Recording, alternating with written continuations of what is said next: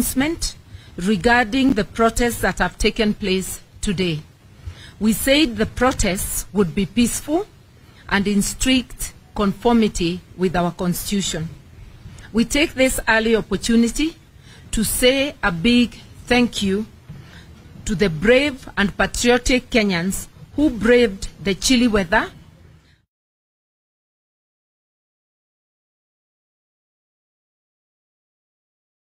to assemble, demonstrate, picket, and to present petitions to public authorities. We encourage those who showed up and those who are yet to make up their minds that this is a fight for timeless values of freedom, justice, and democracy, dignity and accountability. We had hoped that given the constitutional protection that our protests enjoy, the illegitimate Kenya Kwanza regime would let Kenyans express their opinion and fight for the country they love so much. That was never to be. Instead, at the break of dawn, police got stationed in all parts of Nairobi metropolis and the city center to prevent us from proceeding with our peaceful protests as we had planned. And it was not only the police who were unleashed. As we had earlier warned, hooligans hired by the Kenya Kwanza illegitimate regime were unleashed to cause mayhem and destroy property and blame it on our peaceful protests. These hooligans, who we are aware were acting under the command of one Rigathi Gachagua and Moses Kuria, were identified and recruited at a meeting in Thika a few days ago. They were then ferried to Nairobi last night. They have beaten up innocent citizens going about their normal activities, stoned motorists and burnt vehicles in a vain attempt to make or to fulfill the prophecies of Kenya Kwanza, claiming that our demonstrations are not peaceful.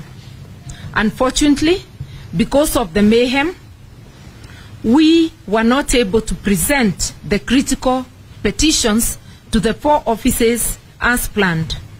As we said yesterday, we intended to present petitions to the IEBC showing that the results it announced last August were doctored and demand an audit of the servers. We also intended to petition against the sacking of the 4 commissioners. The sacking presents a dangerous precedent in which all future elections, all commissioners will be expected to agree with the chairperson, effectively making elections a one-person show. Actually, it's criminalizing dissent by a commissioner within a commission or even one person within a board. We also intended to petition office of the president, and I'm saying this very deliberately, the office of the president, with evidence that the costs of food, fuel, electricity, and fees remain unacceptably high. Further, we wanted to petition that office to desist from destroying political parties. And I've emphasized, because we are saying there is an illegitimate regime, we separate the office from persons. The third office we were to visit is the National Treasury, where we wanted to petition for the immediate release of all funds owed to counties and for the timely payment of salaries to all civil servants. The 4th office we were to visit is the Public Service Commission, where we planned to demand that appointments to public offices be done purely on merit and inclusivity, not tribe, as is presently the case. We strongly feel that it is immoral and criminal in a country of close to 50 communities for appointments to go only to members of one community. Unfortunately, our members of parliament who were on their way to the office of the president to begin the presentation of the petitions were not allowed to access this public office for which we pay with our taxes. Despite being peaceful and unarmed, they were met with tear gas and gunshots and other forms of brutality. We know why we could not be allowed to present a petition to OP on cost of food. There has been an attempt by the illegitimate Kenya Kwanza regime to mislead the people of Kenya that the cost of unga has come down. The truth is that it has not, and we wanted to prove it. We also wish to let Kenyans know that the new unga brands that they are retailing at slightly lower prices than the older familiar brands are GMO maize. A number of millers have declined to mill that maize and sell it to Kenyans as a matter of principle. It is incumbent on the Kenya Kwanza regime, shall I add illegitimate regime, to be honest with Kenyans, tell them the truth, and let them have a choice. Kenyans must not be made to consume GMO products without being told and offered a choice. We said it yesterday, and we will say it again today. William Ruto and his illegitimate regime are making serious attempts to suspend our hard-won constitution, which we shall not allow. End of the statement.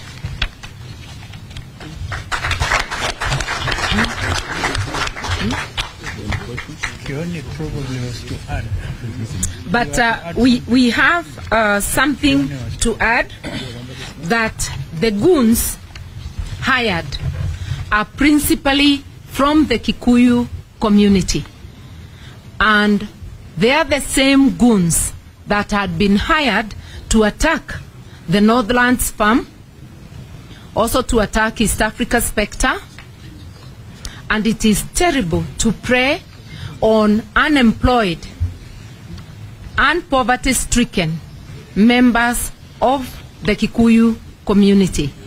My colleagues from Mount Kenya, Mr. Kioni and Mwangi Wairia, we will make that statement. We can look at them. They can mention.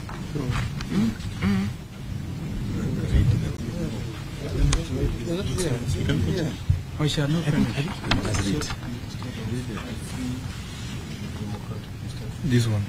Okay. I am told there is a page that was missing.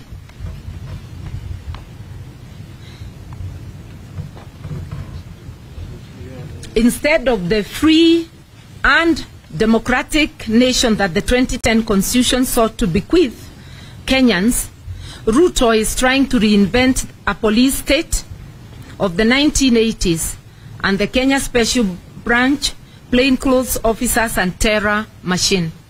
Last night, Azimio leaders, including Prime Minister and our leader, the Right Honorable Raila Odinga, and former Vice President, Honorable Kalonzo Musyoka, had their security withdrawn. This is significant. This is significant because those two offices are guaranteed security by an act of Parliament. It is not gratuitous. So this is illegal, and all members of Parliament from Azimio who actively support this cause had also their security withdrawn. This is suspending the Constitution illegally, engaging in intimidation and blackmail. They are also setting stage for assassinations promised by Moses Kuria on his social media and on his public pronouncement. There is a slow but steady attempt to introduce martial law in Kenya. We know that Mr. Ruto, who Mr. Ruto is learning from, we will not allow it. We will resist as a country, as a people. we have come too far to look back. By dawn, the Central Park where our members were meant to assemble had been taken over by hundreds of plain-clothed police, uniformed officers, marked and unmarked vehicles, and goons posing as police. This too was a product of the meeting in Thika. It was a pursuit of the prediction by Moses Kuria that in the course of these protests, Ali Harvey Oswald would emerge and assassinate Azimio leader, as was done with President J.F. Kennedy. It was also in line with the grim predictions of Gachagua about our peaceful and legitimate protests. We have taken note of a very unfortunate trend in the use of hired goon against Azimio allies. It's youths from central Kenya who are being used to fight other Kenyan communities. It is youths from central Kenya who are used to invade Northland Farm, beginning of these protests, at the beginning of our protests, and these are the ones who were used to invade Jubilee headquarters recently. They are the ones being told to attack homes of their leaders, and they are the ones who have been used today to attack people and property in different parts of Nairobi. Central Kenya youths are being antagonized with other communities before being eventually isolated and dumped. Despite these developments, we are energized that Kenyans are determined to claim their country. We are marching on. Tomorrow we take a break, strategize and recharge. Our protests will resume on Thursday, the 4th of May. Same meeting, same offices, same petition, same people. And as I had indicated, my colleagues from Central Kenya may wish to comment on the misuse and abuse of youth from Central Kenya. Thank you very much. I'm starting here a bit disturbed because kwa Kiswahili nimesimama hapa nikiwa na masubuko kidogo, kwa sababu wakati tulipoenda kwa uchaguzi, tulienda kwa uchaguzi kama wa Kenya, tulipiga kula kama wa Kenya, na hakuna kula ambayo ilikuwa inaandikwa huyu ni Mjaluo amepiga kula, huyu ni Mkalenjin, ama huyu ni Mkikuyu, ama huyu ni Mkamba, na kula ikahesabiwa. Na baada ya kutangaza kula, hakuna kula ya Mjaluo ilitangazwa, ama ya Mkikuyu, ama ya kabila yoyote. Lakini mambo mageni imeibuka kule kwetu nyumbani. Kuna story ambayo imekuwa ikitumika kwa miaka. Kila wakati wa uchaguzi, mambo ya ukabila inawekwa, kwa sababu watu wanajua kwamba wananchi wa kawaida, ukiwaelezea mambo ya kabila nyingine ambayo hawaja kunywa chai pamoja, hata hawajuani, wataona kama wanyama. Kwa sababu wao wanakanga kwa nyumba, wanachuna majani chai na wanachuna kahawa. Ukiwaambia mambo ya Mkalenjin, umuonyesha Mkalenjin ni mnyama, anafikiri Mkalenjin ni mnyama, hata ana pembe. Ukimwambia Mjaluo anakuanga na miguu mitatu, wao wanasema huyo Mjaluo anakuanga na miguu mitatu na kucha, kwa sababu wao wako nyumbani na wao ni waaminifu. Hiyo story ndio imetumika kwa miaka. Kuna wakati sisi na Wakalenjin hatukuwa tunaonana. Story ilikuwa imeundwa, ya kwanza ilikuwa imeundwa sisi na Wajaluo wakati wa Kenyatta wa kwanza. Hiyo ikakuja ikadidimia kidogo, ikaundwa nyingine sisi na Wakale. Hiyo ikapona kidogo. Hii yetu na Wajaluo ikaanza kupona kidogo kwa sababu ya Laila na Uhuru, na uchaguzi kafanyika. Mambo ya ethnicity sasa imerudi baada ya uchaguzi. Huko nyumbani, ukijulikana wewe unaunga Laila mkono, you are being profiled. Haiwezi endelea namna hiyo. Ile story ambayo imeletwa siku hizi, sisi tukiuliza mambo ya gharama ya maisha, wao naongea kuhusu Laila. na vile Raila ako Mjaluo. Sijui Raila kuwa Mjaluo na gharama ya maisha zinaingiliana aje. Kwa sababu Raila basi ageuzwe basi, wampeleke mahali kwa hospitali, sijui ni India ama ni wapi, basi wamgeuze hiyo kabila yake, ama waseme basi Wajaluo wahamishwe Kenya kama Wajaluo sio watu. Iko shida kubwa kwa sababu ile mikutano ambayo inafanywa ni ya kuongea, ni ya kuleta uhasama kati ya Wakikuyu na Wajaluo. Uhasama kati ya Wakalenjin na Wakikuyu sasa imeisha kwa sababu walipiga kula pamoja. Na mimi ningependa kushukuru kabila hizi zingine zote. Huoni Mkalenjin ambaye anaingilia baba in a personal way. Huoni Mmasai ambaye anafanya hivyo. Na wale Wakalenjin, hata kama mimi si mkabila, rais wetu wa taifa, nimuite rais wa taifa, anatoka kwa Kalenjin. Lakini Wakikuyu kila wakiongea ni huyu mzee, kila wakiongea ni huyu mzee, ni hii kabila. Sasa Wakikuyu wao viongozi wachache wa Wakikuyu, mnataka kabila zingine ziwekwe kwa magari na UN wawe pelekwe nje ya Kenya ama namna gani? Hiyo kitu mimi nataka kuambia hata rais wa taifa, hiyo ni kitu ambacho anastahili kukomesha, kwa sababu huo uhasama wa kikabila utaleta vita na umwagikaji wa damu nchini Kenya. Sisi kama Wakikuyu, sisi huwa Wajaluo, sisi huwa Wakalenjin, Wakamba, Wataita, kabila yoyote, sisi hufanya biashara na Wajaluo, Wakale, Mijikenda, kila mtu. Lakini ikifika ni wakati wa siasa, tunataka kutengwa kando. Wakikuyu wakitengwa na kabila hizo zingine 44, 45, ni nani ataumia? Ni Mkikuyu. Kwa hivyo mimi ningewaomba, acha kuniguza. Mimi ningewaomba Wakikuyu, hii mjadala wa kikabila ambao tunaletewa ukome. Na kwangu ningependa kusema pole kwa makabila hizi zingine na hasa Wajaluo, kwa sababu huo uhasama haujatoka kwa Mkikuyu wa kawaida, unatoka kwa viongozi 3 4 ambao wanajua kwamba ili waweze kusikizwa na mwananchi wa kawaida lazima wa mention Raila na Mjaluo. Poleni, sisi hatufikiri namna hiyo.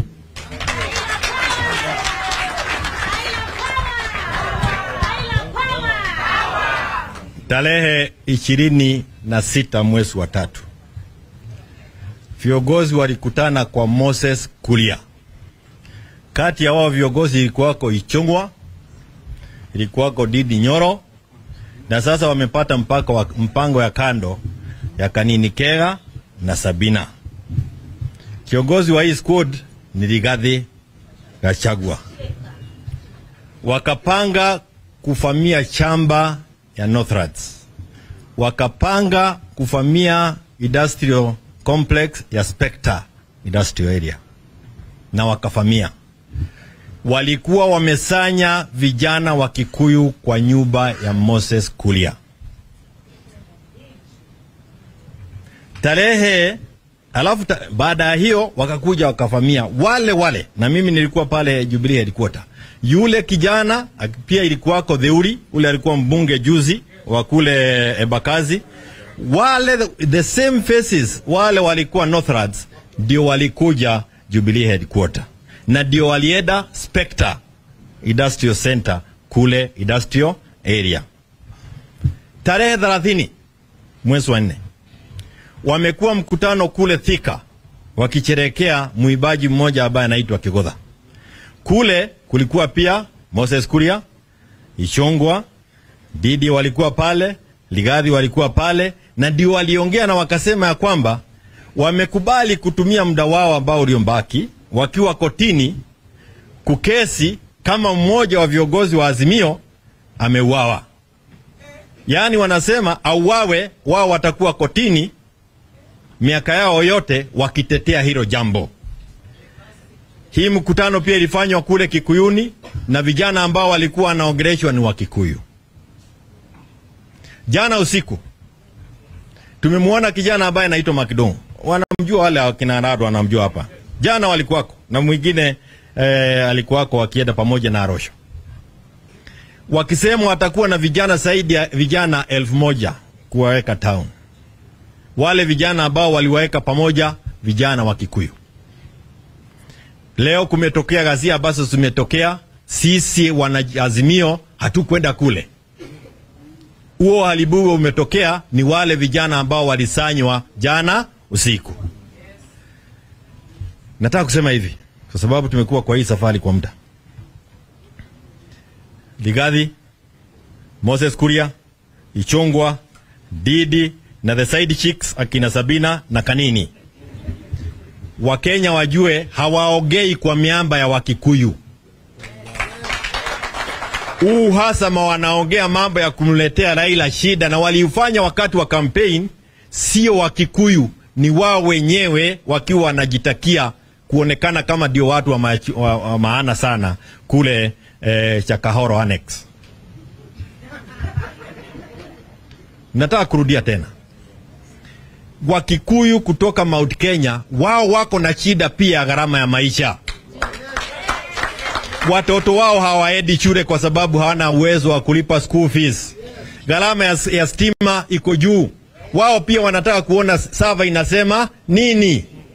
Kwa hivyo nyinyi wa Kenya mnapowaona wao 4 5 wakiongea, msiweke Wakikuyu pale. Sisi Wakikuyu tumekubali kuishi na jamii zingine zote Kenya hii kwa sababu wao ni wa Kenya kama sisi, na ndio tulisema na wakakataa. Saidi wanajisemesha one man one vote one sharing. Saidi wanasikia Gachagua akianza kusema kwa sababu anajua watu wa Mount Kenya wanaelewa hivyo ni kusema nini, kusema sisi wote ni sawa. Tunampenda viongozi wote wako hapa, na hatujali kusema huyu ni Mjaruo, huyu ni Mkalenjin, huyu ni nini. Hatujali hayo. Na mwisho, ujiga gani? Kwani hamuoni nyinyi watu 6 Wakikuyu 6 Wakalenjin wenye wako kwa serikali wamewaondokea, nyinyi ndio mnatumiwa kama pubafu kuharibu Kenya mzima. Kenya mzima, mdomo yenu ndio inaharibu Kenya mzima, inaleta utata kwa Wakenya. Hamuogei kwa miamba ya Wakikuyu, mjue kuanzia leo. Na kama hamkubali, tukutane stadium Nyeri tuone nani ataogea.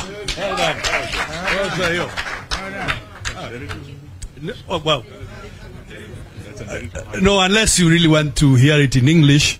But all we are saying, these 5 or 7, 6 individuals do not represent the views of the Kikuyu community. These are 5 individuals whose leadership credentials are in doubt and who want to paint the Kikuyu community in bad light. And we want to say to the whole republic and to the international community that these fellows do not represent the views of the community of Kikuyu. Asanteni sana.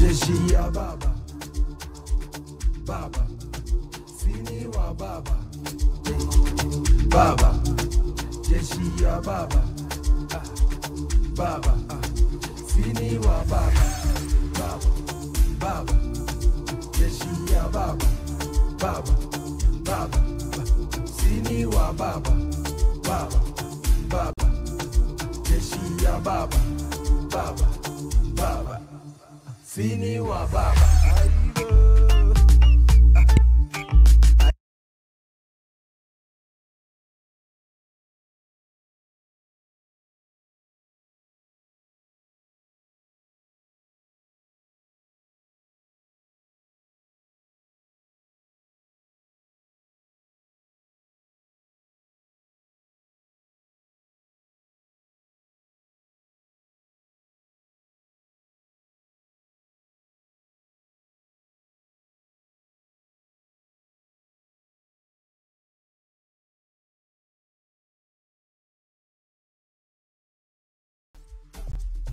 baba, sini wa baba, baba, baba, jeshi ya baba, baba, baba, sini wa baba, baba, baba, jeshi ya baba.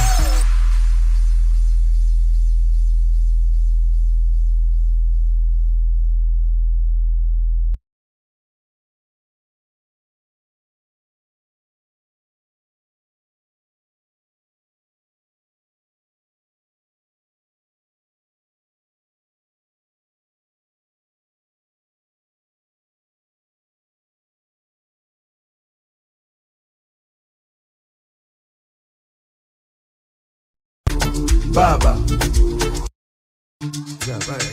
sini wa baba, baba, jeshi ya baba, baba, sini wa baba, baba, jeshi ya baba, baba, sini wa baba, baba, baba, jeshi ya baba, baba, baba, sini wa baba, baba, baba, jeshi ya baba, baba, baba, sini wa baba.